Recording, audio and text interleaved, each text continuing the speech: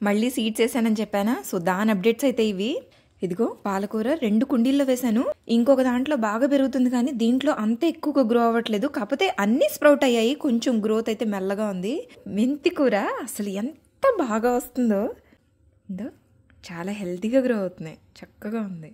అలాగే పుదీనా మొక్క పీకొచ్చి పెట్టానని చెప్పానా ఇందులో, అదైతే అసలు ఎంత బాగా పెరుగుతుందో చూడు, ఎంత బాగా వచ్చేసిందో. ఇలా పెద్ద కుండీలోకి ట్రాన్స్ఫర్ చేస్తే ఇంకా బాగా వస్తుంది. ఎంత హెల్దీగా ఉన్నాయి లీవ్స్ అన్నీ, చక్కగా చాలా బాగున్నాయి. కొత్తిమీర ఇది కూడా చాలా బాగా గ్రో అవుతుంది. ఇదిగో పాలకూర ఇంకో కుండీలో పెట్టానా, గుబురుగా వచ్చేస్తుంది. ఇది ఎంత చూస్తుంటేనే చాలా అందంగా కనపడుతుంది. పొయ్యి బుద్దే కావట్లేదు. ఫైనల్లీ స్ట్రాబెర్రీ సీడ్ అప్డేట్ అయితే ఇది. చక్కగా 2 మొలకలు అయితే వచ్చాయి. మొన్న ఒకటి వచ్చింది, నిన్న ఇంకొకటి వచ్చింది అనమాట. చిట్టివి. పుదీనా జస్ట్ స్టెమ్స్ తీసుకొచ్చి అట్లా గుచ్చేసాను, పెరుగుతున్నాయి ఇవి కూడా. టోటల్ గా ప్లాంట్ అప్డేట్స్ అయితే ఇవి. ఎంత బాగా పెరుగుతున్నాయో. మీకు కూడా మొక్కలు పెంచుకోవాలనుంది, మాకు నేల లేదు అని అనుకుంటే ఊరికే చిన్న వాటిల్లో పెట్టేసుకోండి. అసలు ఎంత బాగా గ్రో అవుతున్నాయో.